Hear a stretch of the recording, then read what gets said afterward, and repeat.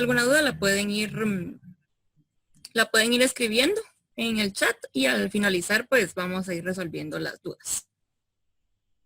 Si me pudieras dar acá el control, por favor.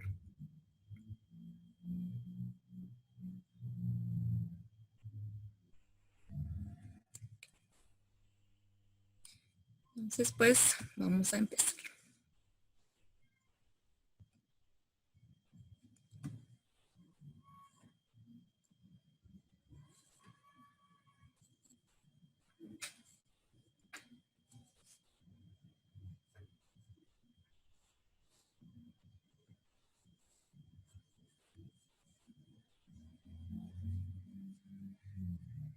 Solo vamos a dar un tiempo porque lo que sucede es que a esta hora, pues como ya la mayoría de personas están en su casa, la red se satura un poquito, pero ahí está. Ok, entonces pues ese es el título del tema de hoy. Y para empezar vamos a explicar a qué se refiere el término neuroplasticidad. Cuando hablamos de neuroplasticidad estamos hablando de todo lo que tiene que ver con aspectos neurológicos. Entonces, acá nos menciona que es la capacidad que tiene nuestro cerebro para adaptarse y cambiar ante las diferentes circunstancias. Esto significa que cuando estamos creciendo o vamos adquiriendo pues algunas experiencias nuevas, nuestro cerebro se va modificando y va creando conexiones neuronales y también va alterando las que ya existen. Entonces, es un proceso continuo de adaptabilidad, lo que significa que conforme vamos creciendo y vamos adquiriendo, ¿verdad?, diferentes habilidades, vamos teniendo nuevos aprendizajes y también vamos apoyando o modificando ciertas estructuras que ya estaban establecidas para desarrollar otro tipo de destrezas. Entonces, por último, hablamos que cuando se aprende algo nuevo, se crean relaciones entre las neuronas, y esto crea sinapsis. Las sinapsis son esas conexiones que hay entre cada uno de las neuronas y esto es lo que va desarrollando cada uno de los aprendizajes que nosotros vamos teniendo a lo largo de nuestra vida. La neuroplasticidad también involucra aspectos no solo a nivel de aprendizaje, sino que también en cuestiones de, como lo platicamos, de la funcionalidad, ¿verdad?, de la diversidad funcional. Y acá tiene mucho que ver. Cuando nosotros hablamos de la neuroplasticidad nos referimos no solo a los niños que no tienen ninguna discapacidad o alguna condición específica en su vida, sino que también vamos a relacionarlo a otros aspectos que van relacionados a características funcionales. Esto quiere decir que de acuerdo a cómo cada uno de nosotros funciona, así es como se va dando esa neuroplasticidad y eso también nos permite ir adquiriendo nuevos aprendizajes. Cuando hablamos de la neuroplasticidad y la relacionamos con la diversidad funcional, tenemos que tomar en cuenta la gravedad de la condición. La semana pasada hablábamos de las diferentes discapacidades y los grados en los que se pueden presentar y la neuroplasticidad permite que la persona vaya progresando y vaya teniendo nuevos avances respecto a la condición que tiene, ¿verdad? Si nosotros estamos hablando de una discapacidad intelectual, por ejemplo, moderada o severa, ¿verdad?, y le vamos brindando estimulación, la neuroplasticidad permite que sus habilidades se vayan desarrollando y entonces va compensando todas las habilidades que en algún momento no había desarrollado. El cerebro va haciendo las conexiones necesarias y entonces la persona va generando aprendizajes. Siempre cuando hablamos de estos dos temas tenemos que tener claro que la persona no va a desarrollar del todo las habilidades que nosotros esperamos en un niño que no tiene una discapacidad, ¿verdad? Pero sí puede ir progresando y es gracias a esta capacidad que tiene nuestro cerebro. También es importante que cuando existe un daño o lesión neurológica, se creía anteriormente, ¿verdad?, que esa parte del cerebro había muerto y que no había cómo estimular o cómo darle a la persona diferentes alternativas para mejorar en su vida. Ahora, pues la neuroplasticidad nos ha enseñado que aunque exista la lesión y esté el daño, ¿verdad?, el área, más adelante lo vamos a ver, el área sí está muerta, ¿verdad? Es decir, no tiene ninguna conexión con otras neuronas, pero las que están a su alrededor van asumiendo esas funciones y entonces van creando otra vez y desarrollando la habilidad o en sí la destreza que puede que existiera o aún no se había desarrollado, ¿verdad? Entonces, esto permite que se pueda ir conectando nuevamente para poder volver a realizar lo que se podía hacer o aprender algo nuevo, ¿verdad? Un ejemplo con esto es, por ejemplo, las personas que a veces sufren algún accidente, ¿verdad? Y entonces pierden la movilidad en alguno de sus brazos, de sus piernas, y la neuroplasticidad lo que permite es que en el cerebro esa área sí está deteriorada, pero como les mencionaba, las neuronas que están alrededor de esa parte asumen esa tarea y entonces mediante la estimulación las personas logran volver a desempeñar las actividades que podían hacer antes, ¿verdad? No, al principio no lo hacen con mucho detalle ni tan perfecto como se hacía anteriormente, ¿verdad? Pero con la práctica esto va mejorando y es porque se van creando esas nuevas conexiones. También hablamos de deterioro en las funciones neuronales. Acá nos referimos a que cuando nosotros vamos creciendo, ¿verdad? Y las personas también que pertenecen a la diversidad funcional, pues pueden ir detectándose algunas funciones neuronales que no están del todo bien desarrolladas, ¿verdad? Pero cuando nosotros vamos estimulando y vamos brindando diferentes actividades para que se vayan creando estas nuevas conexiones, podemos llegar a la adaptación y al aprendizaje. La neuroplasticidad no solo es la capacidad que tiene nuestro cerebro de aprender, ¿verdad? Sino que también de adaptarse. Cuando nosotros vemos otros casos, ¿verdad? Por ejemplo, en los que realmente hay habilidades que se ven perdidas totalmente, el cerebro tiene la capacidad de adaptarse y acomodarse a cómo es que la persona está funcionando ahora, ¿verdad? Si, por ejemplo, volvemos al ejemplo del accidente, si la persona, por la gravedad del accidente, pues perdió alguno de sus miembros, ¿verdad? Completamente, su cerebro se va a adaptar y va a lograr funcionar sin ese miembro, ¿verdad? Es decir, entonces ahora si perdió un brazo, el brazo derecho, por ejemplo, va a adaptarse a realizar las actividades que hacía con anterioridad con su brazo izquierdo. Y esto es porque la neuroplasticidad se lo permite.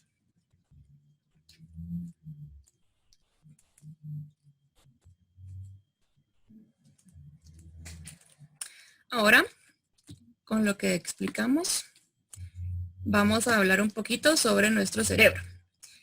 Como a lo largo de la historia se van desarrollando nuevos estudios, vamos avanzando en cuanto a el análisis que se le puede ir dando a cómo es que nosotros funcionamos. Anteriormente se creía que nuestro organismo, ¿verdad? El organismo cerebral no se podía alterar, pero mediante los estudios que se han hecho se ha demostrado que la neuroplasticidad permite estas alteraciones, ¿verdad? Es decir, si nosotros teníamos aprendido algo de una forma y necesitamos reaprenderlo o reestructurarlo mediante la estimulación, podemos alterar esa estructura que ya estaba creada y entonces se puede ir modificando. Como les explicaba, se creía también que las neuronas morían y ya no podíamos hacer nada más, ¿verdad? El daño era irreparable. Pero cuando vamos viendo la capacidad que tiene nuestro cerebro y vamos brindándole los estímulos adecuados, podemos ir desarrollando esas habilidades, ¿verdad? Que como les mencionaba, en algún momento se perdieron, pero la neuroplasticidad va permitiendo que podamos realizarlas nuevamente. De igual forma, se mencionaba que las conexiones sinápticas no se regeneraban, ¿verdad? Igual que las neuronas. Pero se ha visto que cuando brindamos los estímulos adecuados, podemos volver a desarrollar y a que nuestras neuronas vayan como proliferando y que vayan creándose no solo nuevas conexiones, sino que también vamos permitiendo que vayan en cierta forma, ¿verdad? Naciendo las nuevas neuronas y a su vez estas nuevas van haciendo conexiones con las que ya estaban anteriormente. Acá podemos encontrar dos términos que son muy importantes. La neurogénesis, ¿verdad? Que va relacionado a lo que les mencionaba de la sinapsis, que es la producción de nuevas neuronas. Antes pensaban que cuando nosotros nacíamos con cierta cantidad de neuronas y estas hacían conexiones y eso era todo, ¿verdad? Ahora se ha demostrado que conforme vamos creciendo y cuando vamos adquiriendo nuevos aprendizajes, también van naciendo las nuevas neuronas y permiten que los aprendizajes se vayan ampliando y que vayamos desarrollando también nuevas habilidades. Y el término, ¿verdad?, que estábamos explicando es neuroplasticidad, que en general es la creación de nuevas conexiones neuronales y una reestructuración. Esto se da todo a nivel cerebral, pero lo podemos evidenciar en las conductas y en los aprendizajes que vamos viendo que las personas van adquiriendo. Como les mencionaba, el cerebro es todo esto que vemos acá en colores, ¿verdad? Es uno de los dos lóbulos y está seccionado. Antes nos explicaban, ¿verdad?, que el cerebro tenía funciones y estaban localizadas en ciertas áreas. Por ejemplo, cada uno de estos que ustedes ven acá, ¿verdad?, cada uno de estos colores es un área.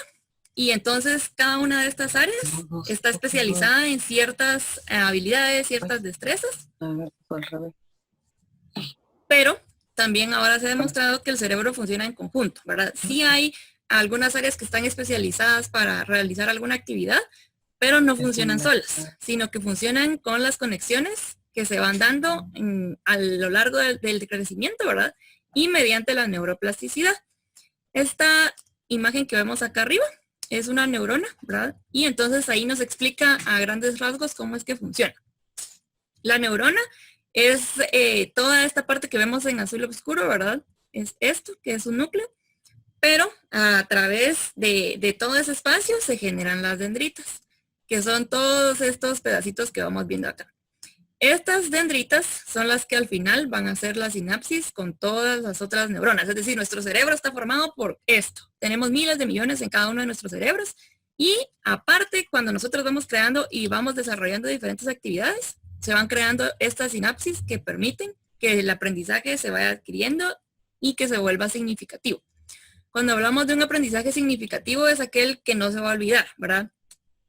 Porque sabemos que nos sirve y lo ponemos en práctica. Y entonces siempre están generándose estas sinapsis, que es la conexión y se envía la información que nosotros estamos pues activando en ese momento, ¿verdad? Y ahí pues todas las demás partes que vamos viendo acá es parte de la estructura, pero lo que nos interesa en este momento es todo lo que está relacionado a la sinapsis, que es el intercambio de información y de estímulos. Ahora, acá vamos a hacer un ejercicio. Yo no puedo verlas a todas, ni a todos, pero creo que en algún momento, no sé si me equivoco, todos hemos empezado, hemos practicado el manejar una bicicleta. Cuando nosotros empezamos a manejar y a aprender, no sabemos cómo se hace, ¿verdad? Algunos usamos llantitas, otros pues no las usamos y nos caemos, ¿verdad? Y entonces es porque no está adquirido el aprendizaje, es decir, lo que explicábamos antes de la sinapsis, esa sinapsis no está hecha y entonces el aprendizaje no está adquirido. Entonces, es cuando la primera vez que nosotros lo hacemos, la conexión se empieza a querer hacer, ¿verdad? Como la energía eléctrica. Se da como el corrientazo, ¿verdad? Pero no terminamos de aprender. Después volvemos a practicar, ¿verdad? Ya que se nos quitó el miedo cuando nos caímos. Lo volvemos a intentar y entonces vamos a ir viendo que poco a poco lo vamos logrando. Siempre en el camino pues nos vamos a caer, vamos a tener algunos accidentes porque es parte del proceso de aprendizaje. Pero una vez que nosotros ya lo adquirimos, nos quitan las llantitas o ya no nos caemos tantas veces y entonces eso quiere decir que en nuestro cerebro el aprendizaje ya se está dando. Es decir, la sinapsis ahora es más constante y eso permite que entonces podamos asumir y podamos desempeñar esa actividad. El ejercicio y también la actividad nos lleva a pensar. Cuando nosotros nos volvemos adultos, llega un punto en el que a veces ya no usamos la bicicleta, ¿verdad? Pero por diferentes razones en algún momento es necesario que la volvamos a usar. O la queremos volver a usar, ¿verdad? Y entonces nos da miedo porque pensamos, ¿y si no la puedo usar o si se me olvidó? Al principio cuesta un poquito, pero es porque la sinapsis, como yo les decía, ¿verdad? Se dejó de utilizar, ya no fue estimulada. Entonces, en ese momento, nuestro cerebro no sabe cómo hacerlo, aunque el aprendizaje ya está. Entonces, lo que corresponde es volver a practicar, pero cuando lo intentamos, nos damos cuenta que en realidad sí lo podemos hacer y es porque ahí está esa conexión. Fue algo muy importante, solo que no se había utilizado, ¿verdad? Entonces, cuando lo volvemos a intentar, la conexión se vuelve más fuerte, se vuelve a generar y entonces ya podemos volver a realizar la actividad. Esto también va relacionado mucho a que al inicio, cuando uno es niño, ¿verdad? Es como el transporte que uno usa. Pero cuando somos adultos, muchas veces vamos a querer o ya tenemos un automóvil, ¿verdad? Y entonces ya tenemos un aprendizaje previo, lo que nos facilita el aprendizaje de este o otro tipo de transporte, ¿verdad? Es más complejo, pero como ya lo logramos con uno que es más sencillo, ¿verdad? Lo complejo se nos facilita un poco más porque ya tenemos la noción de cómo es que funciona. Entonces, esa sinapsis que se hizo del manejo de la bicicleta va a hacer conexión con la nueva sinapsis que estamos creando sobre el aprendizaje del manejo de un automóvil, ¿verdad? Que ya es algo más complejo.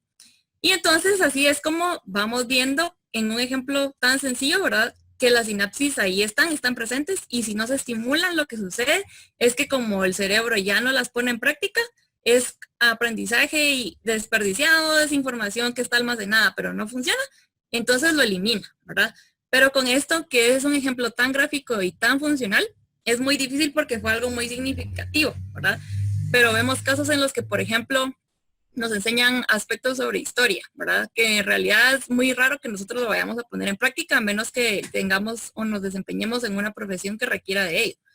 Entonces, ese aprendizaje, en algunos casos o en algunas personas se va a eliminar o no va a quedar del todo tan presente y en otros pues va a continuar como este aprendizaje de la bicicleta porque es algo que ponemos en práctica casi que a diario, ¿verdad? Y es algo que es muy importante para las personas.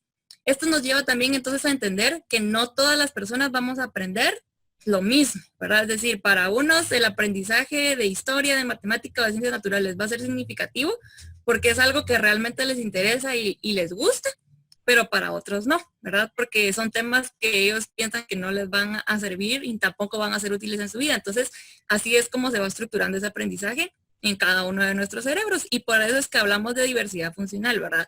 Lo que yo puedo aprender y lo que a mí se me va a quedar va a ser muy diferente a lo que, por ejemplo, mi compañera Jennifer va a aprender o lo que ella sabe, ¿verdad? Y no es porque no lo sepamos o que no lo vayamos a lograr aprender, sino que es porque cada uno necesita diferentes estímulos y diferente también es su forma de aprender. Entonces, hablando pues siempre relacionado con lo de la neuroplasticidad, nos vamos al tema del desarrollo infantil. El desarrollo infantil es bastante complejo, es bastante extenso y si me detengo a esto no vamos a llegar a lo que realmente quiero pues platicarles el día de hoy, ¿verdad? Que en realidad estos son temas que podemos nosotros ir profundizando conforme vayamos pues haciendo algunas otras lecturas. El desarrollo infantil va involucrado con la plasticidad neuronal o neuroplasticidad, porque cuando los niños son pequeños, ¿verdad? Es decir, a menor edad, mayor es su plasticidad, porque el cerebro está pidiendo aprendizaje, está pidiendo experiencias, y cuando vamos haciendo unos mayores, vamos creciendo, la neuroplasticidad es menor, ¿verdad? Porque ya muchas de las conexiones están hechas, muchas de las estructuras ya están establecidas, por lo que es muy difícil desarrollar un nuevo aprendizaje. No quiere decir que no se pueda, pero es un poco más difícil porque ya son tantas las conexiones que crear nuevas es más complejo, ¿verdad? Y es por esto que acá radica la importancia de toda la estimulación que se le da a los niños y la forma correcta también de hacerlo. Acá también podemos mencionar que las experiencias y el entorno permiten un desarrollo integral. El aprendizaje no solamente se da a través de textos, ¿verdad? De lecturas o de estar dentro de un aula, ¿verdad? Sino que también son muy importantes las experiencias y el entorno. Si no brindamos experiencias y el entorno en el que se desarrolla un niño no es óptimo, no se va a lograr desarrollar todo lo que nosotros queremos a nivel neurológico, ¿verdad? Y es por esto que estas dos puntos, ¿verdad? Dos términos son muy importantes. También mencionamos que en los primeros años se forma la arquitectura del cerebro, lo que yo les mencionaba, ¿verdad? Entonces, son los años que nosotros tenemos que aprovechar al máximo para poderle brindar al niño las experiencias necesarias y los aprendizajes que le van a servir después cuando ya pues él vaya creciendo. A partir de la interacción y la herencia genética, ¿verdad? Estas dos componentes también son importantes. No solo es importante darle estímulos, sino que también la interacción, ¿verdad? La interacción que se genere entre el niño y la persona que le está brindando las experiencias es importante porque al final todos los seres humanos somos sociales, ¿verdad? Y necesitamos de esta interacción, de la parte del intercambio de información y de la, no tengo presente el término, pero se le llama feedback, ¿verdad? La retroalimentación, perdón, se me olvidó el término, la retroalimentación que recibimos de la otra persona. Y la herencia genética. La herencia genética tiene un componente importante, pero no es del todo determinante, ¿verdad? Es decir, que en la familia del niño exista alguna persona con algún tipo de discapacidad, no quiere decir que todos los niños vayan a tener esta discapacidad, ¿verdad? Tampoco significa que por el hecho de que mencionemos las discapacidades, ¿verdad? Que el niño pueda tener cierta discapacidad no significa que no vaya a tener un desarrollo infantil, ¿verdad? Aunque estamos ante una persona con cualquiera de las condiciones mencionadas dentro de la diversidad, todos los niños van a ser niños. Por lo tanto, el desarrollo va a estar presente, ¿verdad? Solo que no va a ser igual en todos los casos. Y tiene mucho que ver, como les mencionaba, la influencia del entorno. En el desarrollo infantil, nosotros podemos encontrar, ¿verdad? Yo tuve una experiencia era una niña, ella nació sin ninguna discapacidad y debido al entorno, ¿verdad? La influencia que tuvo, ella sufrió de maltrato infantil, ella adquirió una lesión cerebral severa y su desarrollo se vio completamente desfasado. Ella estaba en una silla de ruedas, ¿verdad? No tenía lenguaje, no tenía movilidad. Y la comunicación era bastante complicada con ella porque el entorno interfirió en todo su desarrollo, ¿verdad? Entonces, también es importante esa parte. No solo estamos hablando de que se le brinden al niño experiencias, sino que sean experiencias adecuadas. Y también tiene que ver toda la parte de cómo es que las personas y los cuidadores se relacionan con el niño, ¿verdad? Estamos hablando de que el desarrollo infantil no solo es algo físico, sino que también tiene que ver mucho el aspecto emocional, que pues esto es parte del tema de mi compañero. Entonces, acá es lo que podemos escribir, pues detallar de esta parte. Este es un ejemplo de cómo es que se van formando las conexiones en nuestro cerebro, ¿verdad? Cómo se va generando la neuroplasticidad. Cuando estamos recién nacidos, nuestras neuronas y nuestras conexiones son pobres, ¿verdad? Son muy pocas, casi no están interconectadas entre ellas, pero conforme el niño va creciendo, va teniendo experiencias y le van brindando estímulos, vamos viendo cómo a los 24 meses de esto pasamos a una red neuronal casi que compleja, ¿verdad? Donde vemos que las partes oscuras es el núcleo que yo les mencionaba, ¿verdad? La parte central de la neurona. Y todo lo demás son dendritas que si podemos ver, no podemos ni siquiera identificar cómo es que están interconectadas de todas las ramificaciones que van teniendo entre sí, ¿verdad? Entonces, vemos que a los 2 años el niño y su cerebro están pues bastante maduros y tienen la capacidad de ir aprendiendo cosas nuevas, ¿verdad? Y es la importancia de por qué hoy hablamos de los dos temas de forma conjunta, ¿verdad? Entonces, ahora hablamos también de que dentro del desarrollo de la neuroplasticidad vemos la parte de la maduración cerebral. Cuando hablamos de maduración cerebral estamos hablando de todo lo que vimos en la imagen, ¿verdad? Nuestro cerebro al inicio va creando las conexiones, pero no están del todo maduras y tampoco vamos a poder comparar un cerebro de un bebé con el de un adolescente y con el de un adulto, ¿verdad? Porque esas conexiones se van creando cada vez que tenemos una experiencia nueva. Entonces, la maduración dice que ocurre antes del nacimiento, es decir, este proceso se va dando desde que el bebé ya está en el vientre de la madre, ¿verdad? Pero se va todavía generando y va desarrollándose hasta que llega a la adultez. Es decir, que nuestro cerebro está en constante maduración y por eso es la importancia de aprovechar los primeros años porque ahí es donde se instauran los primeros aprendizajes y le permiten continuar sobre la misma línea hasta llegar a la adultez. Es importante acá mencionar que se forman de forma jerárquica, ¿verdad? Es decir, es un ejemplo muy claro el que yo pongo y que me gusta dar. Cuando hablamos de los niños pequeños, ¿verdad? No podemos esperar que un bebé de 3 meses, si lo paramos, camine solo, porque no está listo. La maduración cerebral es eso. Es decir, el niño está listo para realizar otro tipo de actividades, ¿verdad? Antes de caminar, él va a gatear. Antes de gatear, se va a sentar. Y antes de sentarlo, tenemos que sentar y ayudarlo porque solito no lo va a poder hacer, ¿verdad? Él no está preparado. Entonces, estos términos son muy importantes y tomarlos en cuenta en la educación también es muy importante. Actualmente yo he tenido experiencias de niños que tienen 3, 4 años y llegan a consultarme qué es lo que pueden hacer porque en el colegio le quieren enseñar las letras o por ejemplo cuando están llegando a los 5 años, 6 años, me dicen las mamás que sus hijos todavía no leen, ¿verdad? Y si nosotros nos vamos en retroceso y vemos todo esto, el cerebro de los niños no está maduro para poder adquirir ese aprendizaje.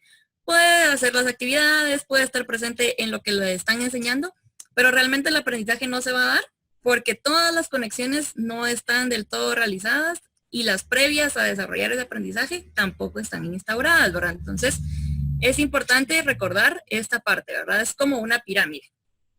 Siempre vamos por pasos y cuando llegamos a cierta edad estamos listos para aprender otro tipo de aprendizajes.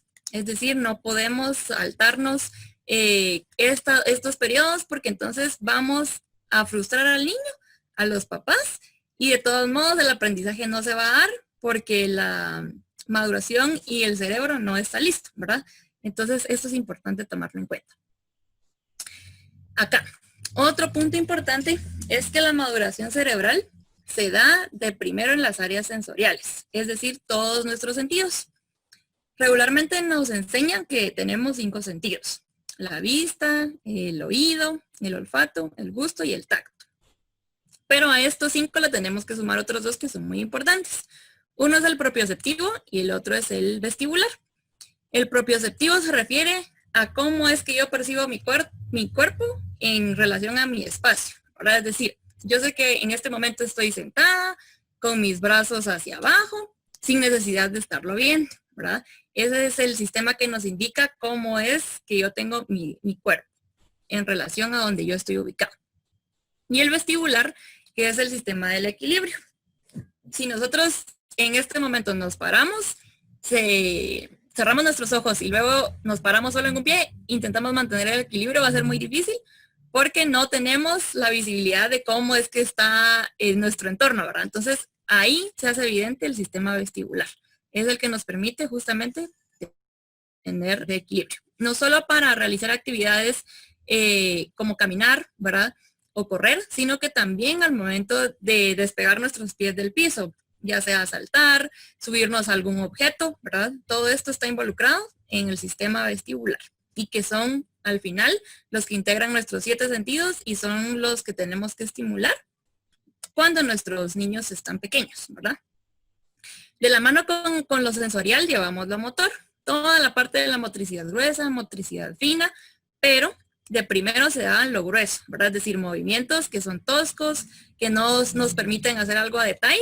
Y cuando esto está bien integrado, podemos pasar a lo fino, que ya es con más detalle, ¿verdad? Es decir, aspectos de la escritura, tomar un lápiz, ¿verdad? Entonces, antes de llegar a este proceso, necesitamos estimular la parte sensorial y la motor grueso.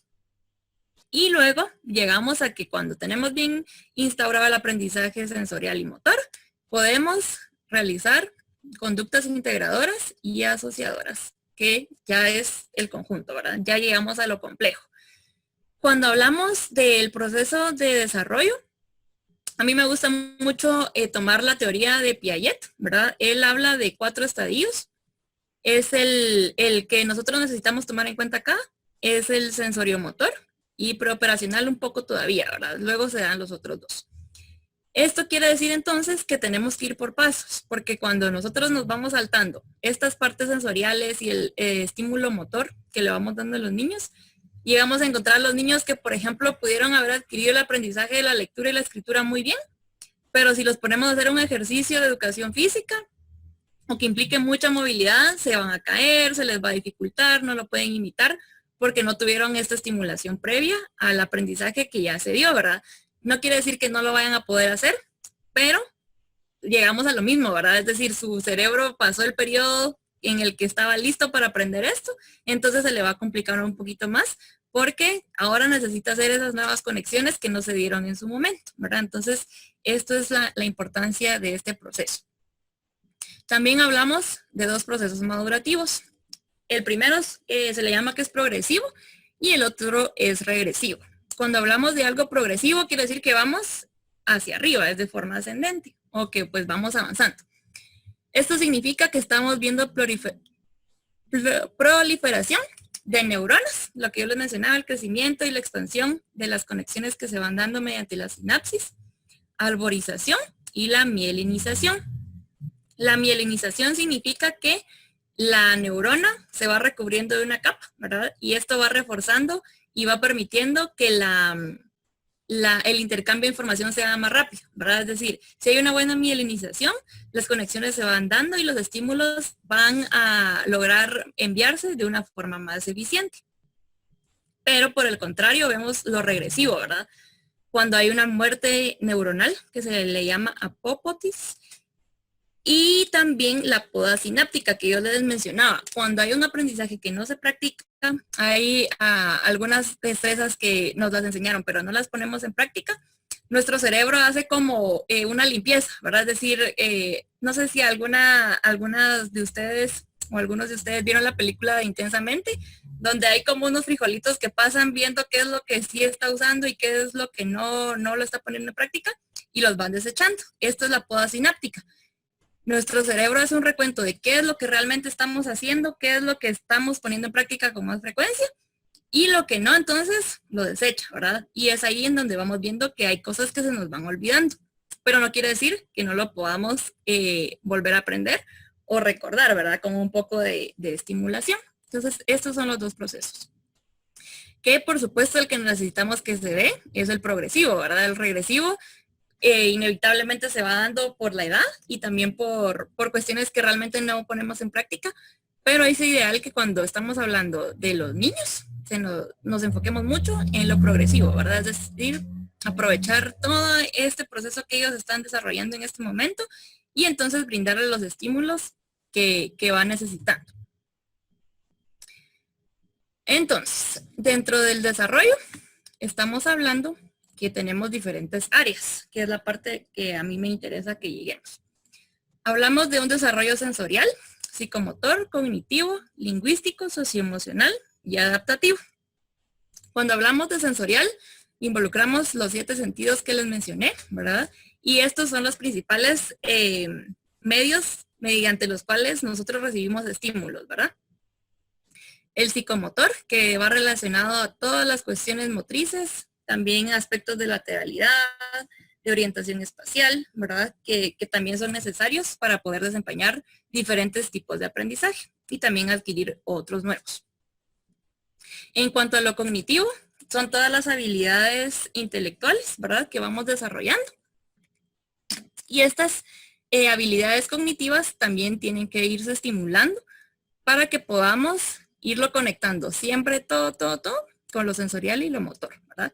Lo cognitivo muchas veces lo podemos ir viendo un poquito a veces afectado, no solo por la parte de que puede existir una pobre estimulación, sino que también yo les explicaba anteriormente, ¿verdad? La semana pasada, que tiene mucha influencia toda la parte de la nutrición, ¿verdad? Cuando nuestro cerebro no está bien nutrido, su desarrollo no se va a dar adecuadamente porque no tiene todo lo que necesita para poder ir desarrollando estas conexiones de las que estamos hablando. En lo lingüístico es todo el proceso del lenguaje, ¿verdad? Desde que el niño empieza a balbucear hasta que logra un lenguaje más completo, ¿verdad? Logra decir oraciones más complejas, logra pues narrar una historia más larga, ¿verdad? Esto pues se va dando ya mediante el niño va creciendo. Lo socioemocional, que es todo el aspecto que yo les mencionaba, ¿verdad? Involucrado en lo psicológico, y va de la mano con lo adaptativo, que es la capacidad que tenemos de poder interactuar, de poder también crear vínculos y toda la parte de, por ejemplo, tener la capacidad de que si en mi entorno hay algún estímulo que a mí no me agrada, La capacidad adaptativa se refiere a que entonces yo voy a tener la habilidad de regular, ¿verdad? Es decir, no voy a reaccionar de una forma exagerada, gritando o pegándole a los demás, porque este proceso adaptativo se dio de forma adecuada. Cuando ese proceso no se ha dado o no ha sido mediado por parte de los padres o de los cuidadores, podemos encontrar que hay niños que pues a veces son agresivos o a veces son muy aislados, ¿verdad? Porque no tienen esta capacidad de interacción y no quiere decir que exista alguna condición específica, ¿verdad? Dentro de su desarrollo, como podríamos mencionar autismo, mencionar algún tipo de déficit de atención, sino que en realidad estamos ante esta parte que no se estimuló de forma adecuada, ¿verdad? Mientras hablamos de estas áreas, vemos que también están involucrados los hitos del desarrollo. Los hitos del desarrollo son estos periodos en los que nosotros vamos viendo y esperamos que se vayan cumpliendo, ¿verdad? Desde comportamientos hasta habilidades que se van haciendo evidentes conforme el niño va creciendo. Es decir, esperamos que por lo menos el niño al año, año y medio ya camine solo, ¿verdad? Si vemos un niño que llega a los 3 años, 4 años y todavía le da miedo hacerlo solo o no lo logra hacer solo, podemos pensar que podría existir o falta de estimulación o podría ser también algún tipo de discapacidad. Esto es importante considerarlo porque el hecho de que, por ejemplo, haya un niño que tenga 3, 4 años que no camina no significa que exista la discapacidad, ¿verdad? Regularmente cuando no estimulamos, las habilidades no se desarrollan. Acá podemos tomar en cuenta un ejemplo. Cuando vemos a una persona con lesión cerebral y está, pues su condición requiere que esté en una silla de ruedas, ¿verdad? Necesitamos la estimulación, porque si no, lo que pasa es que si hablamos de movilidad, los huesos y las articulaciones se van soldando. Esto quiere decir que van a quedar rígidos, ya no van a tener esa flexibilidad que tenemos todas las demás personas, ¿verdad? Esto entonces es un ejemplo de lo que sucede con todas las otras áreas, ¿verdad? Si no se estimulan, si no le damos el seguimiento necesario, se va a atrofiar esta sinapsis o esta conexión y no se va a generar un aprendizaje posterior a lo que nosotros querramos o que hayamos evidenciado que no se estimuló correctamente, ¿verdad? Entonces, esto es importante tomarlo en cuenta antes de pensar que podría existir una discapacidad. Antes de considerarlo, se estimula y luego, si vemos que realmente no se genera este aprendizaje, ya es importante, pues, tomar en cuenta que podríamos estar ante algún tipo de discapacidad o de algún trastorno, ¿verdad? Que es lo que está impidiendo que este aprendizaje se dé de forma adecuada. Y entonces, pues para terminar, tenemos acá la parte de qué es lo que sucede cuando hay un desarrollo adecuado. Podemos ver que tenemos un rendimiento escolar adecuado relacionado a toda la parte académica, ¿verdad? Las interacciones y relaciones sociales también son adecuadas. Si nos ponemos a comparar, estamos hablando acá de la parte de la adaptabilidad, ¿verdad? El desarrollo de la adaptabilidad y también de lo socioemocional. El desempeño cognitivo, ¿verdad? Es decir, su capacidad intelectual va de acuerdo a su edad y a lo que se espera también que él pueda ir desempeñando. También su expresión verbal es esperada, esto en relación a lo lingüístico. Habilidades psicomotrices, que va relacionada a la parte pues psicomotora, ¿verdad? Y una integración sensorial correcta. Como parte de la profesión que yo desempeño, la integración sensorial como tal no la abarcamos porque de esta parte se encargan las personas que tienen educación en terapia ocupacional y recreativa, ¿verdad? Entonces yo solo es algo muy, muy básico lo que sé sobre integración sensorial, pero la integración sensorial se da a través de la estimulación sensorial, que es lo que mencionamos, ¿verdad? Que es importante llevar a cabo en el desarrollo. También vemos por otra parte qué es lo que pasa cuando no damos los estímulos adecuados en cuanto al desarrollo infantil, ¿verdad? Y es que vemos retraso en las diferentes áreas del desarrollo, desde lo cognitivo hasta lo motor, la parte del lenguaje, lo adaptativo, lo emocional, ¿verdad? Que va involucrado en la parte de este desarrollo inadecuado cuando no recibimos todos los estímulos necesarios. Esto entonces nos lleva a un bajo rendimiento escolar, como yo les mencionaba anteriormente.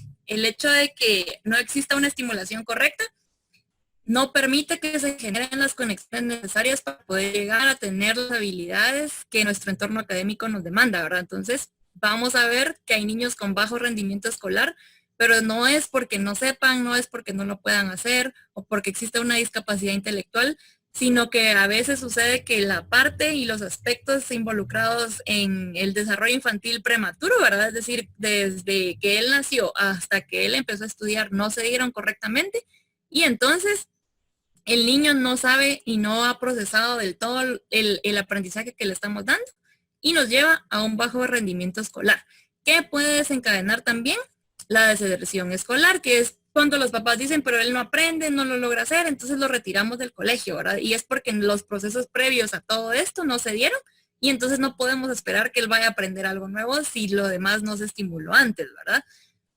Podemos ver, como les mencionaba, que hay conductas disruptivas, desproporcionadas, inadaptativas. Son los niños que no entendemos por qué manifiestan ciertas conductas que se pueden dar por la parte del desarrollo que en algún momento no se estimuló adecuadamente, pero también porque detrás podría existir algún trastorno, ¿verdad? O alguna discapacidad. Entonces hay que tomar en cuenta esos dos aspectos.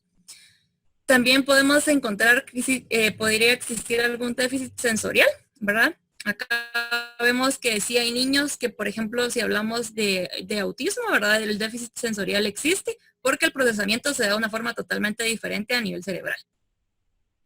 En cuanto a la salud y el autocuidado, pues también es deficiente porque no se ha estimulado, ¿verdad? El desarrollo involucra no solo la parte de lo que nosotros podemos ver a nivel físico, cognitivo, ¿verdad? Sino que también cómo le voy enseñando yo a los niños a su limpieza general, ¿verdad? A que si yo me siento enfermo, qué es lo que tengo que hacer, cómo puedo cuidarme, ¿verdad?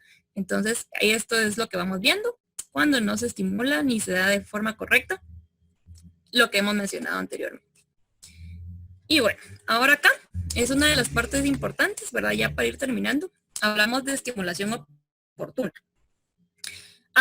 También existe el término estimulación temprana, ¿verdad? Yo creo que todos y todas lo hemos escuchado, pero lo importante acá es hacer la diferenciación, porque cuando hablamos de estimulación temprana estamos hablando de que estamos brindándole al niño estímulos que no está preparado para recibir ni para procesar, ¿verdad? Entonces, tenemos que acostumbrarnos y adquirir el aprendizaje de que lo que nosotros queremos y lo que buscamos es brindar una estimulación oportuna.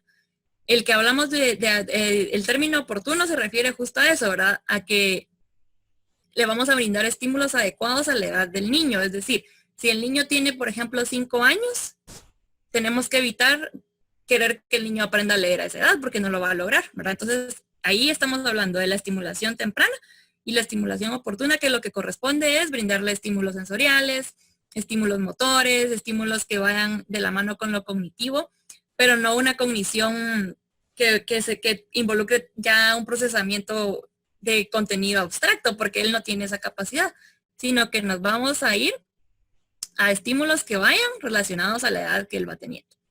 También es importante que la estimulación oportuna lo que nos pide es que aprovechemos los periodos sensitivos. Es decir, si nos vamos a la teoría que les mencionaba, ¿verdad? De Piaget, el niño está preparado para jugar, para ensuciarse, para caerse, porque así es como nosotros aprendemos, ¿verdad? Y también tenemos que potenciar las destrezas y habilidades que vamos viendo en él.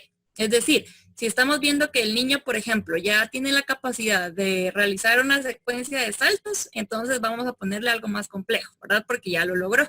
Aprovechando siempre que vemos que él ya tiene esa capacidad, entonces vamos a brindarle otro tipo de estímulos que pongan también como hasta cierto punto un reto para él, ¿verdad?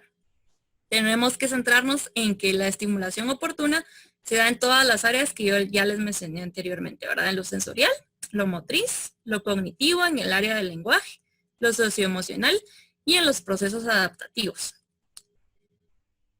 Hay una terapeuta brasileña que plantea que 15 minutos diarios de juego en familia pueden hacer una diferencia significativa, ¿verdad? Cuando hablamos del desarrollo infantil tenemos que recordar que estamos hablando de niños, ¿verdad? Entonces es importante permitir que los niños puedan jugar, que puedan explorar, que puedan imaginar, que puedan crear, porque es lo que permite que su cerebro se vaya preparando y vaya madurando para adquirir aprendizajes más complejos como la lectura, la escritura, luego de eso que puedan adaptarse a recibir aprendizajes complejos como la matemática, ¿verdad? Que vamos viendo que empezamos de lo concreto hasta lo abstracto, realizar operaciones que ya implican más análisis, ¿verdad? Entonces, esto es lo que tenemos que tomar en cuenta, ¿verdad? Es importante que la familia se involucre porque el niño solo no va a poder estimular todas las áreas que necesitamos, ¿verdad? Y a través del juego integramos todo esto, ¿verdad? Podemos estimular el lenguaje, podemos estimular la parte motora, la parte de la interacción con los papás, con los hermanos, ¿verdad? Y 15 minutos en realidad no es mucho para el beneficio que en realidad esto conlleva, ¿verdad? Cuando hablamos de niños pequeños, pues estamos hablando de que el juego es más como bullicioso, ¿verdad? Podemos gritar, podemos ensuciarnos, nos caemos, golpeamos, pero cuando hablamos de niños que ya son más grandes, también es importante tomar en cuenta que la estimulación continúa, ¿verdad? El cerebro sigue en desarrollo, porque muchas veces se nos olvida esta parte y entonces como vemos que los niños ya son grandes, ya no les damos el estímulo y lo siguen necesitando. Entonces, conforme los niños van creciendo, el juego ya no es tan relacionado a lo motriz, pero sí podemos ver, por ejemplo, juegos de mesa, compartir alguna actividad entre todos, como cocinar, podemos, por ejemplo, ir al parque a jugar bicicleta, ¿verdad? Pero es importante tomar este tiempo para que podamos ya conectar toda la parte del desarrollo con lo que necesitamos que se vaya estimulando y entonces poder ir generando también el aprendizaje. Todo esto que yo les comento, ¿verdad? Tiene mucha relación no solo con los niños que presentan una discapacidad, sino que también con los que no la tienen, ¿verdad? Hay que siempre recordarnos que los niños tengan o no una discapacidad, siempre son niños. Y entonces los estímulos son necesarios y a través de esto las habilidades se van desarrollando o vamos mejorando las habilidades de los niños que en algún momento tienen alguna deficiencia, ¿verdad? En algún área. Entonces, a través de toda esta parte de la estimulación, vamos a brindarles un desarrollo adecuado y entonces van a tener éxito en todas las demás áreas, ya sea académicas, laborales o sociales, ¿verdad? Y para terminar, les quiero compartir, hay 3 lecturas que me han sido muy útiles y creo que también les pueden servir a cada uno de ustedes. Uno es sobre educación y desarrollo motriz. Es un manual muy completo donde explican no solo más a detalle lo que yo les acabo de mencionar de las áreas motoras, sino que también nos brinda algunas actividades. Ese libro yo no, de hecho estos 3 libros los tengo yo en físico, no los tengo en digital, pero si gustan yo podría buscar algún documento que les apoye un poquito más esta parte y se los puedo enviar así de forma digital.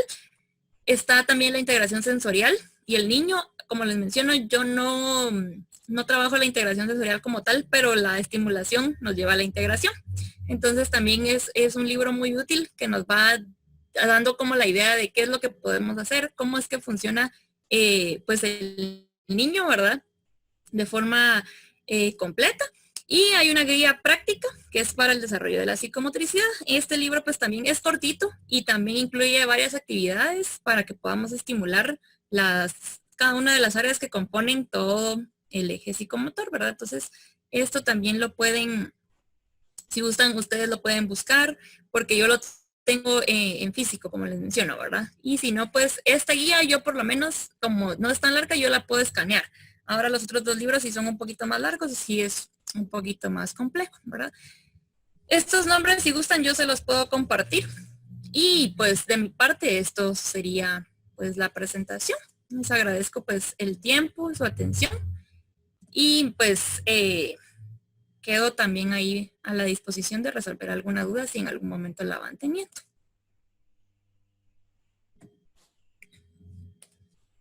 Jennifer, ¿estás lista? Sí, gracias Sara por compartirnos esto. Solo si me puedes devolver por favor el control para poder presentar.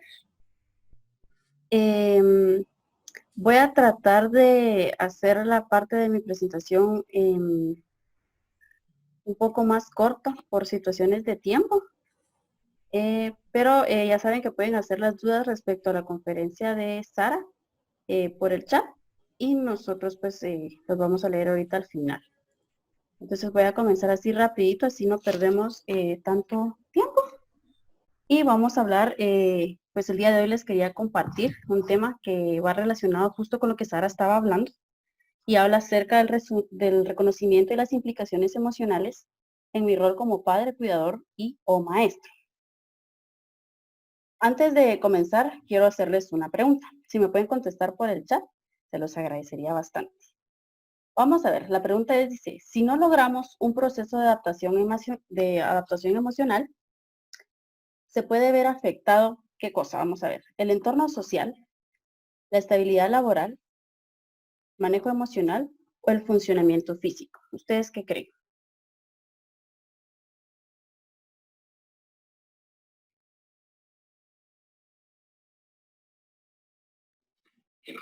Todos se ven afectados. Gracias por responder, muchas gracias. Sí, exactamente. Todos, ya vi en su chat que todas están contestando, qué bueno que todas estemos en la misma conexión. Pues resulta de que sí, se ven afectados todos, ¿verdad? Y porque al momento que nosotros no logramos una adaptación, y justo el tema anterior, ¿verdad? La semana pasada, si no logramos ese bienestar emocional al final del proceso de duelo que en algún momento vivimos y no logramos adaptar esas emociones a la situación en la que estamos viviendo, es muy probable que todas estas situaciones y todas estas áreas se vean afectadas pues en diferentes rangos, ¿verdad? No necesariamente todas al mismo nivel, sino que pues en algún momento unas más que otras, dependiendo de la funcionalidad de la persona también. Pues entonces podemos evaluar una adecuada adaptación emocional desde estas 4 áreas. ¿Qué significa evaluar entonces esa adaptación emocional? Significa que nosotros nos vamos a sentar y vamos a decir, bueno, ya estoy inmersa en una situación de discapacidad en mi hogar y vamos a evaluarlo cómo a nivel de funcionamiento, valga la redundancia, yo estoy funcionando, ¿verdad? Entonces dice que el funcionamiento social que a los que se refiere es la capacidad de ejercer nuevos roles o reejercer los que ya tenía. Satisfacción con relaciones interpersonales y habilidades sociales. Entonces, usted tendría que tener la capacidad de poder seguir en el mismo rol, ya sea madre, hija, esposa, de todos los roles que pueda llegar a tener en varias situaciones. Y también tener esa satisfacción con las relaciones interpersonales y tener esa habilidad social, ¿verdad? De poder compartir, de poder ir, regresar, de poder estar en reuniones familiares y todo, sin que le afecte la situación de discapacidad en la que está pasando.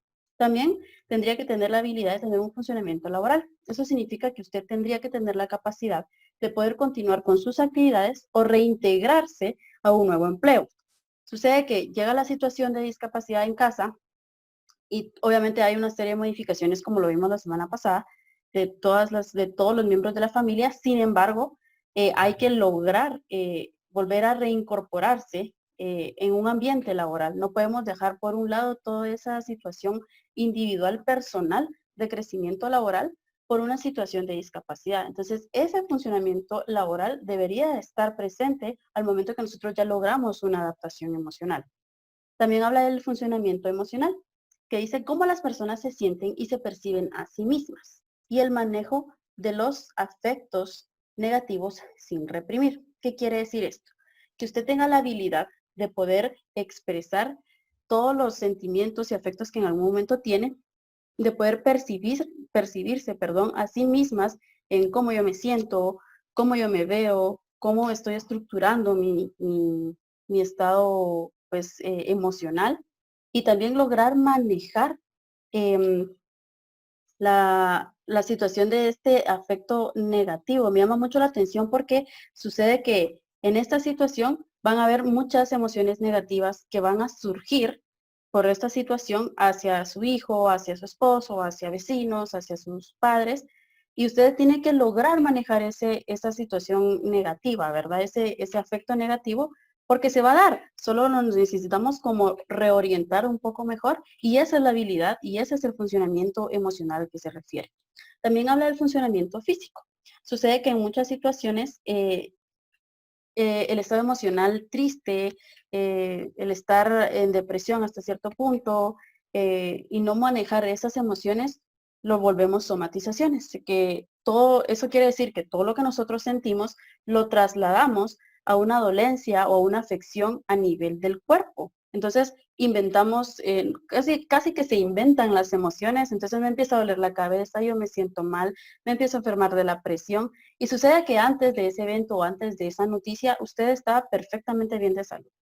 Entonces, la habilidad de poder continuar en un estado físico normal y no somatizar esas emociones es ese funcionamiento físico al que debemos de apuntar.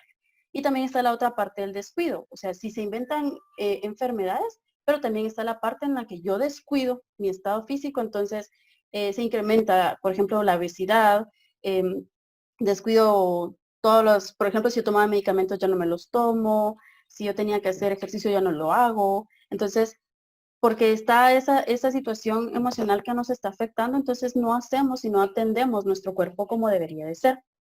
Y es una habilidad que nosotros debemos ya de poder ejercer cuando nosotros pues ya logramos esa adaptación emocional. Entonces vamos a continuar. Dice también acá que cuando nosotros logramos ya todo esto, sucede un proceso de ajuste práctico, psicológico y emocional. ¿Qué quiero decir eso? Entonces ya logramos ver todas las fases, ya sabemos en qué fase estamos, ya logramos reconocer nuestras emociones y todo. Entonces ahora debemos de hacer un ajuste a todo el contexto a nivel práctico, psicológico y emocional. Y eso conlleva una serie de implicaciones y adaptaciones que nosotros tenemos que tener. Y aquí me quiero detener un poquito. Si nosotros no logramos hacer esta serie de implicaciones y adaptaciones que les voy a explicar posteriormente, van a haber dos vías. Una que nos va a tirar unas consecuencias y unos beneficios. Cuando no se logra esa adaptación, las consecuencias suelen verse representadas en una palabra que me llamó la atención, bueno, dos palabras, que es el duelo patológico. ¿Qué es el duelo patológico? Sucede que el proceso de duelo, la semana pasada me preguntaban cuánto tiempo dura cada fase, cuánto tiempo dura el proceso de duelo, cuánto tiempo me voy a tardar yo en adaptarme. Sucede en este caso de que no es el mismo tiempo para todas las personas, sin embargo, cuando se excede de ese tiempo donde ya van años y años y usted no logra superarlo, ya se vuelve patológico, ya se vuelve una enfermedad que usted creó a raíz del duelo. Entonces, sí, o sea, cada quien se tiene que tomar su tiempo. Hay personas que lo resuelven en una semana, en un mes, en 6 meses, pero cuando ya excede de los años y años y que ya toda la vida está en esta misma situación emocional, ya es algo patológico. Entonces, si nosotros no logramos adaptar todas estas situaciones y nos mantenemos en la misma situación tóxica, por ejemplo, para darles un ejemplo, sucede esta consecuencia. Sin embargo, cuando nosotros ya logramos adaptar todo esto, vamos a tener un solo beneficio y es a lo que yo le quiero apuntar al final de esta conferencia, que logramos entender que cuando nosotros hacemos todas esas adaptaciones, logramos a una vida funcional y nos ponemos ya en una situación de que ya reestructuramos todo nuestro contexto y entonces ya toda nuestra vida funciona de una mejor manera. Todas las estructuras, nuestras relaciones sociales, nuestras relaciones con la familia. Entonces, a eso es lo que nosotros debemos de apuntarle siempre cuando pasamos por estas fases. Ok, les estaba hablando de las adaptaciones. ¿Qué tipo de adaptaciones entonces son las que debemos de hacer nosotros cuando ya logramos pasar todas estas fases? O sea, ya logramos pasar las fases de la semana pasada y estamos en un bienestar emocional. Entonces es momento de reestructurar todo nuestro contexto. Y lo primero que vamos a hacer es reestructurar nuestra situación intelectual, que es la habilidad para aceptar la discapacidad y las implicaciones que presenta. Entonces, yo acepto esta situación en mi hogar, yo acepto a tal persona que tiene discapacidad, que yo convivo con ella, y acepto también que probablemente voy a tener que reestructurar como la situación académica, reestructurar la casa en cuestiones de contenido, de estructura, ¿verdad? Como tal, de poder ponerle si es una discapacidad física. Yo sé que la implicación es que voy a tener que cargar en algún momento, ya sea muletas o una silla de ruedas para que él se pueda desplazar. Entonces yo acepto eso, lo comprendo, lo entiendo Y está bien, yo continúo con esa situación, pero ya a nivel intelectual yo ya mentalicé que debo de hacer esas adaptaciones. La otra es la adaptación psicológica. Implica no sentirse inferior, avergonzados o desamparados. Entonces, ya logré aceptar toda esta situación y entonces yo me empodero y sé que a nivel psicológico nadie me va, por más que me digan, sí, es que se mira mal, se ve extraño tu hijo, tu hija, o ay, es rarito. O sea, yo ya mentalicé, yo ya pasé esas fases y sé que a nivel psicológico eso ya no me daña porque yo ya entendí que el tener una discapacidad no es ser menos, simplemente es otra vía de comunicación, otra forma de estructuración y que yo lo debo de hacer en algún momento, ¿verdad? Y que no es que sea un castigo, ¿verdad? Yo entendí todas estas situaciones. También está la adaptación espiritual, que implica no sentir que es un castigo de Dios y que las explicaciones espirituales le permitan sentir más tranquilidad y mejor expresión de sus sentimientos. Sucede que entonces esa situación religiosa espiritual, yo no voy a, entonces yo ya entendí todo mi contexto, yo voy a la iglesia o a misa o al culto en donde ustedes se reúnan y entonces yo ya no lloro y lloro y lloro al momento de estar en ese lugar, sino que yo ya entendí que no es porque Dios me haya castigado, yo no le pido perdón cada vez que voy a la iglesia, sino que yo ya pasé esa parte y sé que las explicaciones espirituales que le den sus guías en algún momento lo que van a hacer es fortalecerla en vez de hacerla sentir mal. O sea, esta situación espiritual es la que a esto se refiere. Y también está la situación, la adaptación, perdón, física, que es satisfacer las demandas médicas y prácticas de la persona con discapacidad. Esta adaptación es sencilla. Yo sé que necesita una maestra sombra y yo se la doy. Yo sé que necesita adecuaciones curriculares, pues las vamos a hacer. Yo sé que necesita una silla de ruedas, pues yo se la proporciono.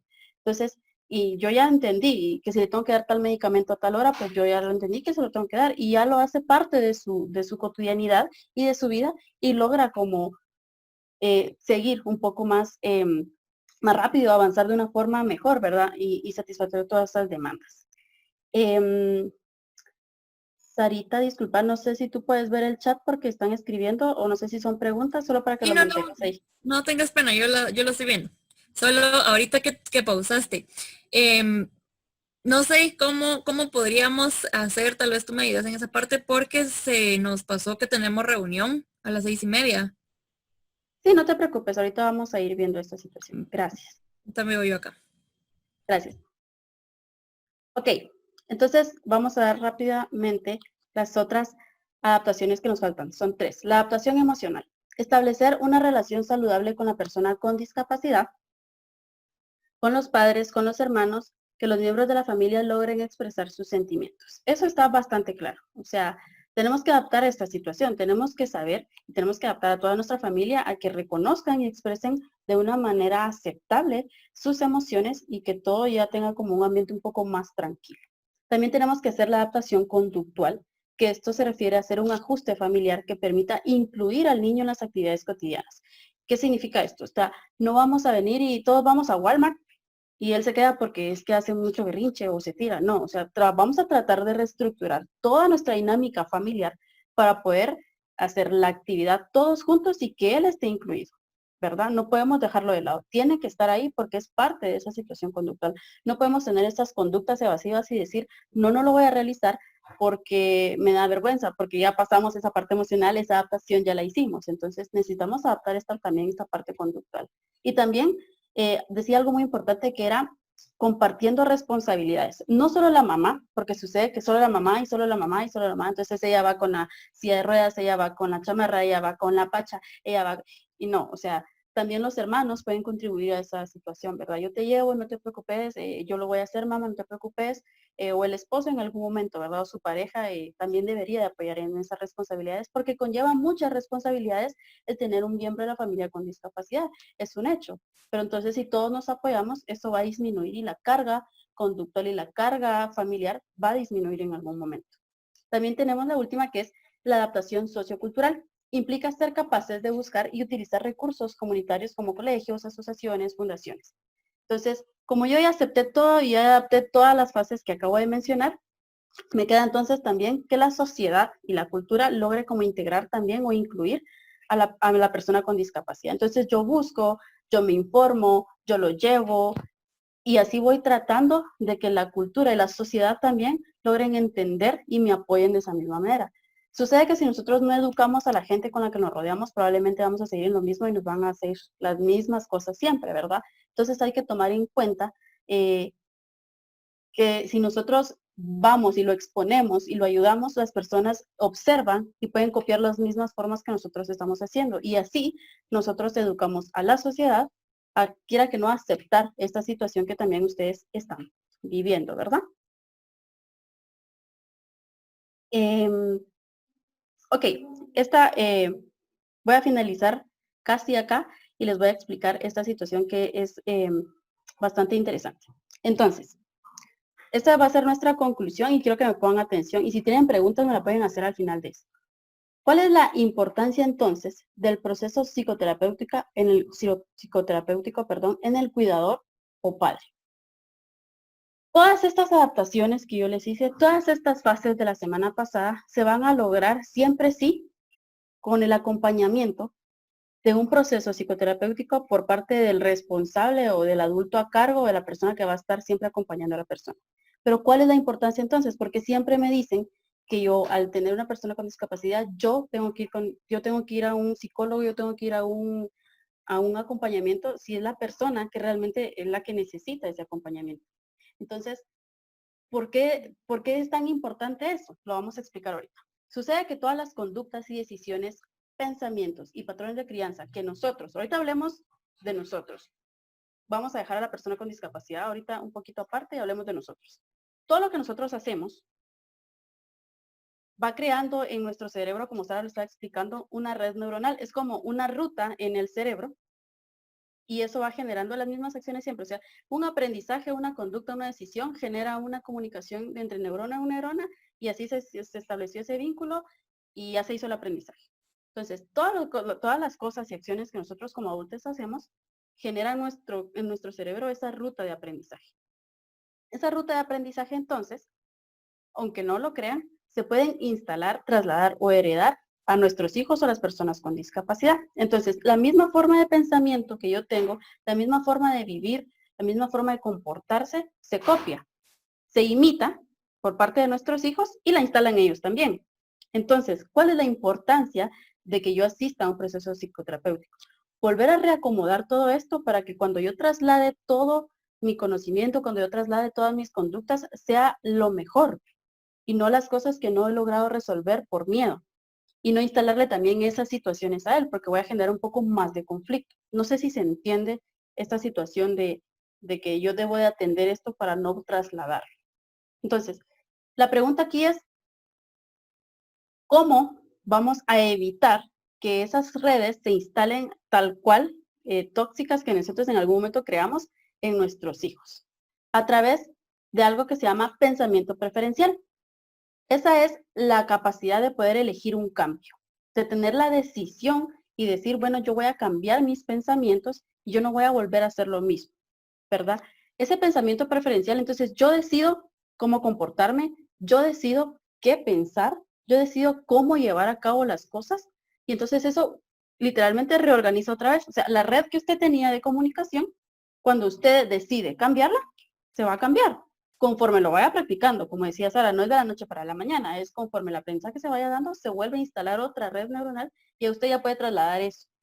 Entonces, como lo que estaba explicando Sara, eso se da gracias a que en nuestro cerebro, tanto los chicos como nosotros, tenemos esa flexibilidad cognitiva, esa capacidad de poder rediseñar otra vez otro camino y que no el que está marcado ese va a ser para siempre y así me voy a morir. No, nosotros tenemos esa habilidad de que lo que aprendimos hoy lo podemos desaprender y poder aprender otra cosa.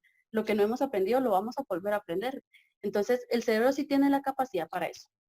Entonces, lo vamos a llevar a cabo si nosotros lo decidimos y vamos a lograr adaptar todos estos cambios a nuestro cerebro y así poder trasladar un ambiente un poco más tranquilo, una comprensión un poco más extensa de toda esta situación y poder trasladar esa tranquilidad y esa paz a las personas con discapacidad que en algún momento nos están acompañando.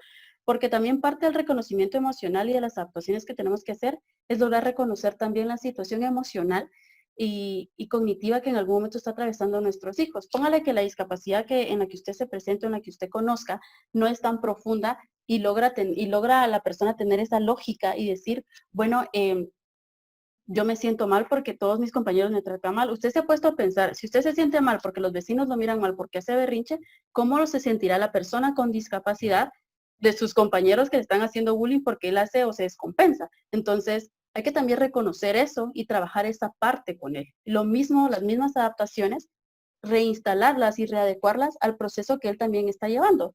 Entonces, eso es lo que nosotros debemos de hacer, ¿verdad?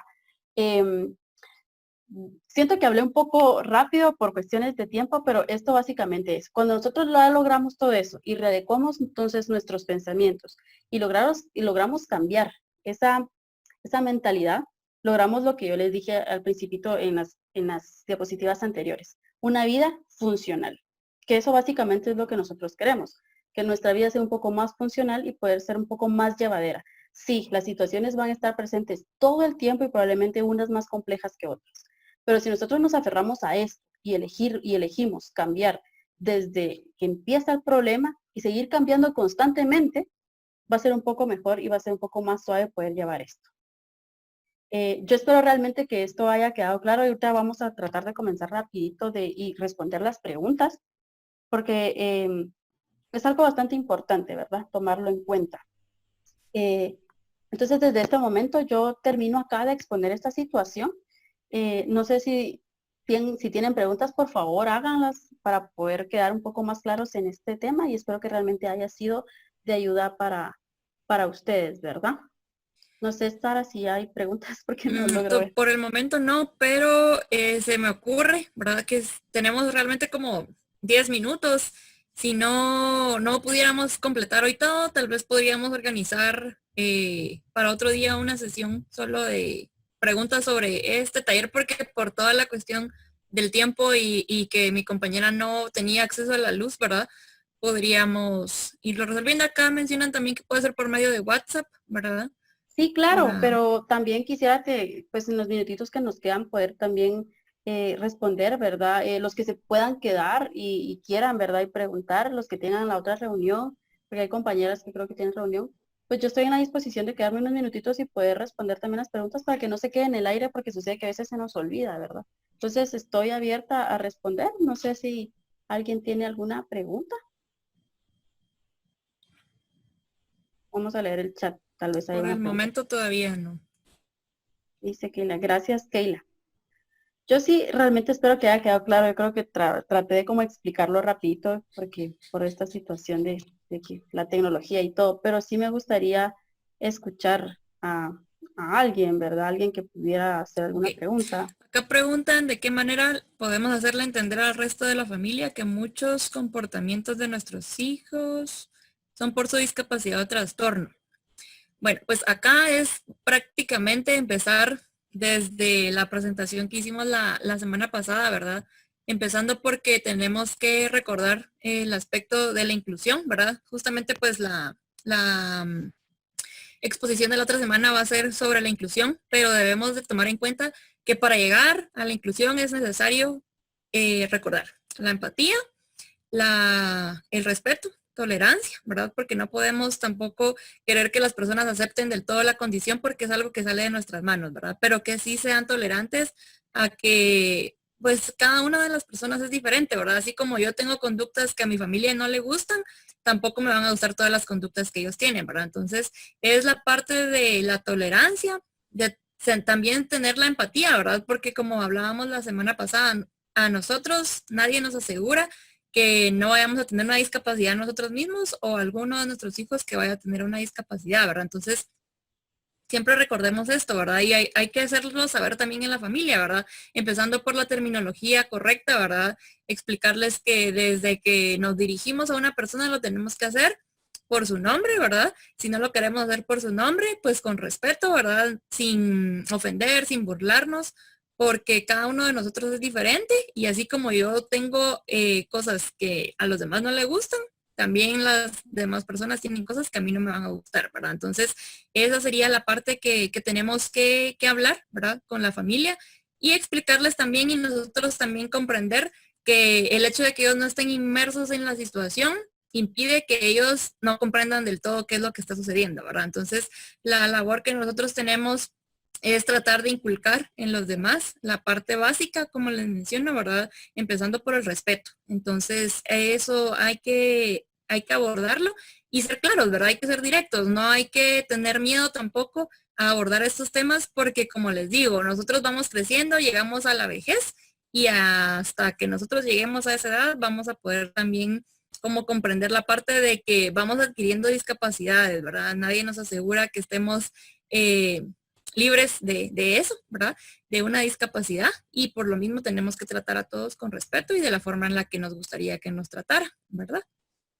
Gracias, Sara. Julia pregunta, ¿qué tan atrás? Ahorita voy a leer la pregunta. Yo quería saber qué Pues, tan atrás se puede retroceder para alcanzar metas que no se alcanzaron. Yo creo que a veces no hay límite. es justo lo necesario para poder reacomodar, rehacer todo lo que, y rellenar tal vez todas las lagunas que de aprendizaje que en algún momento se dieron. O sea, si es necesario retroceder a mis pasitos uno, pues yo retrocedo con toda la paciencia del mundo y empiezo de nuevo, ¿verdad? Para poder generar ese aprendizaje y que ese aprendizaje realmente sea concreto y significativo, hasta que nos aseguremos de que esto sea así. Sucede que tal vez por miedo no vamos a querer retroceder tanto para decir, pero es que ¿por qué? Si tiene tantos años yo voy a retroceder hasta que sí, pero si es necesario, pues yo creo que es lo justo que deberíamos de hacer, ¿verdad? Yo creo que no hay un límite y siempre hay como tratar de guiarse tal vez hasta cierto punto con profesionales o personas que logren como orientar un poco mejor, creo que también sería bastante bueno esta situación. Y también estaba leyendo una pregunta de Keila que dice que le encantaría que la apoyen en cómo abordar el tema con su hija menor, que es neurotípica y a veces se pone muy celosa por su hermano mayor que tiene autismo. Las personas neurotípicas, por si hay alguien acá que no logra entender, son las personas que, como nosotros, realmente que no tienen alguna discapacidad a nivel neuronal, que todo está dentro de la normalidad que se espera. Sucede, Keila, que esta situación de poder abordar con nuestros hermanos es de poder, con los hermanos, perdón, de los chicos, es de sentarse y explicar. O sea, yo creo que hay cuentos infantiles, hay historias y todo que nosotros podemos explicar de una forma sencilla. Yo creo que la mejor herramienta que podemos tener es ser como un espejo, es explicarle, mira, así como él tiene necesidades, tú también, o sea, tú a veces necesitas que yo te acompañe a tal lado, yo te acompaño, pero en algún momento él va a necesitar más ayuda, ¿por qué? Porque fíjate que su cerebro funciona de esta manera y probablemente estas cosas no las va a lograr hacer, entonces lo vamos a tener que ayudar y hasta que lo logre él solito, pues tanto tú como yo probablemente lo vamos a guiar un poco mejor. Explicarle también que no es porque yo lo quiera más, voy a estar más tiempo con él, sino hacer esa diferencia entre las necesidades y la emoción, ¿verdad? O sea, él tiene necesidades, pero el afecto que yo tengo hacia ambos es la misma cantidad, ¿verdad? O sea, ponga dos botes del mismo tamaño y este es el amor que le tengo a los dos. Tanto para ti como para él es igual. Sin embargo, las necesidades, mira, tus necesidades son estas y las de él son estas. Entonces, probablemente me va a llevar un poco más de tiempo trabajar, ¿verdad? Con él y explicar un poco más gráfico, más visual para que ella logre entenderlo, creo que sería una buena herramienta. Y también tendría que añadir el poderse codear o poder preguntar con un profesional.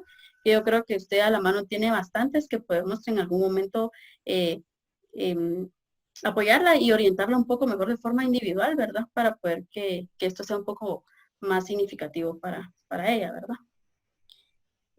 Yo creo que no hay otra, de nada, Keila, gracias. No hay otra pregunta. Si ustedes tienen alguna pregunta, por favor, en serio, el grupo de WhatsApp es para eso. Si ustedes necesitan hablar con alguien, yo creo que ahí salen los números de teléfono. Pues obviamente las dos personas que escribimos, Sara y yo, creo que salen los números ahí. Yo creo que la mayoría también tienen los números.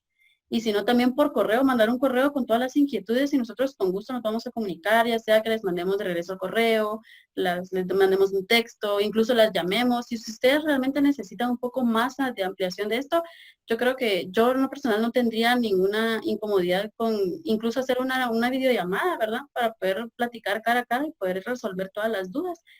este es un espacio para que nosotros podamos aprender y también para poder solventar esta, esta situación. Hay un aporte bastante claro que ahorita puso Claudia aquí en el chat y es para Keila, el hecho de las historias sociales. Buscar historias sociales y explicarle con una historia la situación de autismo del nene creo que va a ser un poco bastante bueno, la verdad. Gracias, Claudia. Entonces, eso es todo por hoy. Espero realmente que les haya servido, que haya sido significativo para ustedes este aprendizaje. No sé si alguien quiere decir algo o si no, pues ya están en la libertad de poder retirarse y yo las espero con mucho gusto la próxima semana con otro tema totalmente importante, ¿verdad? Como estos han sido hasta el momento. Muchas gracias por todo. De nada, a ustedes gracias por estar aquí a acompañarnos y perdonen el cambio de horario. Esperamos que la otra semana ya se pueda hacer en el horario establecido. Entonces, gracias y ya las veo entonces la otra semana. Les vamos a estar enviando la evaluación, ¿se recuerdan? Para que ustedes la logren llenar. También vamos a mandarles a través de un correo el material que teníamos pendiente de enviar sobre la conferencia de la semana pasada, ¿verdad? Igualmente si tienen dudas sobre, y también de exactamente, si tienen dudas o si necesitan algún otro tipo de apoyo, estamos siempre a la orden, no vayan a tener pena. Muchísimas gracias, que pasen feliz tarde.